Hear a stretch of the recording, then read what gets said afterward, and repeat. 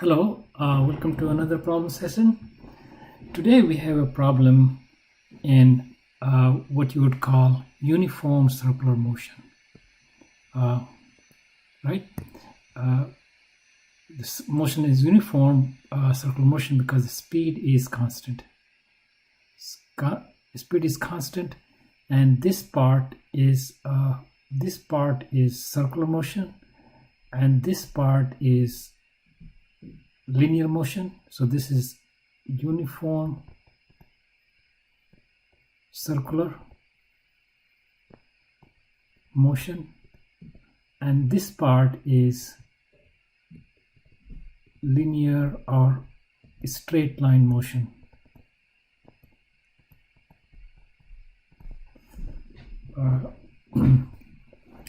And you're running you're running in this direction, and your direction changes in this while you're in circle, but when you're going through the bead, your direction doesn't change.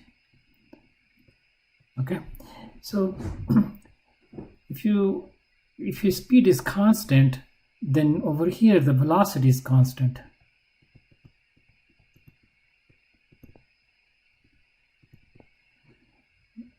Because velocity is, if you remember, velocity is you have a direction and you have the magnitude. Speed is just this magnitude part. And acceleration, the question is magnitude and direction of the acceleration. Acceleration, it is actually, you write this as a vector, and acceleration is also as a vector, which is it's the rate of change of the velocity vector. So this is the fundamental definition. You can say you can think of this in terms of components of just a vector with a magnitude. So acceleration will be, it will also have a direction and magnitude. Another thing, if you look at the straight line motion, say look at the B part first, is going this way, the velocity is this way, and direction is not changing.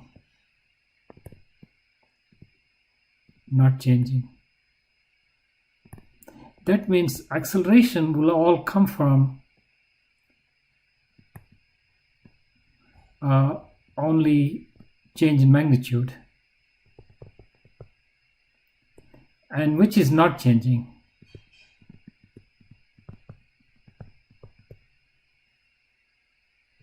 So acceleration will be actually 0 here. So this B is easy to answer. For A, so we answered B. A is where it is going in as part of the circle, but it's still a circle. So we can complete the circle if you like. So for A, we have to be careful. It's like this, and here's the center of the circle. A is over here, and if you look at which way the velocity is pointed tangent to the circle here. Just an instant before that, velocity was pointed this way at, say, t minus dt. So you can see the around here, both the direction of the velocity is changing and the magnitude, but the magnitude is same. So here the situation is the direction is changing, but magnitude of velocity is same.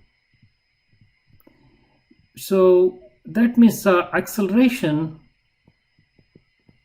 will come from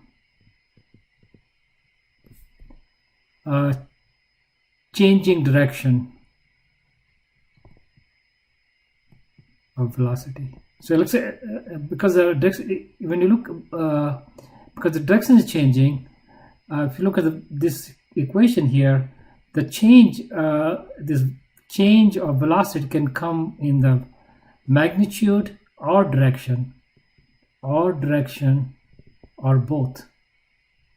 There may be a situation where both are changing, but here the situation is direction is changing, magnitude is same. So this is the uniform circular motion.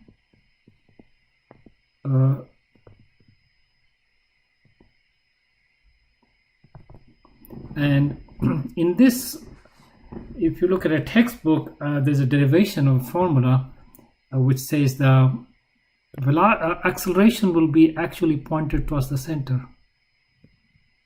Pretty strange, but acceleration is pointed towards the center. So we know the direction acceleration.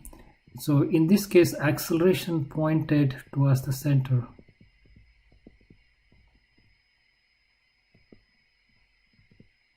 So we know the direction, so that's the answer for direction. And magnitude A is actually related with the radius r, let's call it big R, and speed v is v square over big R. And I don't have time to drive it here, but you can check any textbook.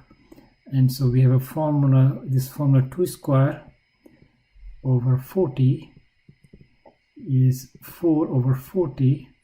So that's equal to 0.01 meter over second square. So that's the magnitude. Okay, so we're done. This is how you solve a uniform circular motion. So this is a uniform circular motion problem. So just to recap, what do we have to do when you encounter uniform circular motion? First, we have to establish that it is uniform, meaning it's got the constant speed when it's going in a circle. So that's the number one thing to establish.